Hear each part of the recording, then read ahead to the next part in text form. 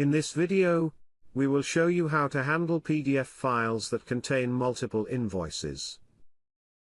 ePosting in Pantheon comes with a feature that can split a PDF file containing multiple invoices into several PDF files, each containing a single invoice, which can then be imported into documentation for further processing.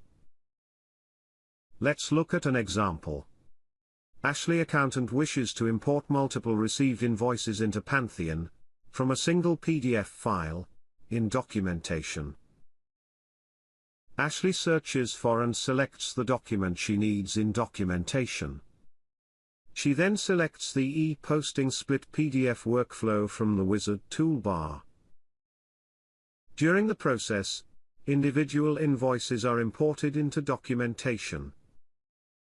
Each invoice contains a PDF attachment. The Links tab of each invoice contains a reference to the source PDF document.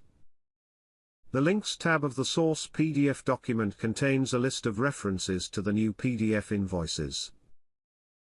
The status of the source document is changed to Finished. Please note that the PDF splitting process requires each invoice in the combined PDF file to have a special mark on the first page. You can get this mark by contacting our sales department. Thank you for your attention. For further help or advice, please refer to our consultants.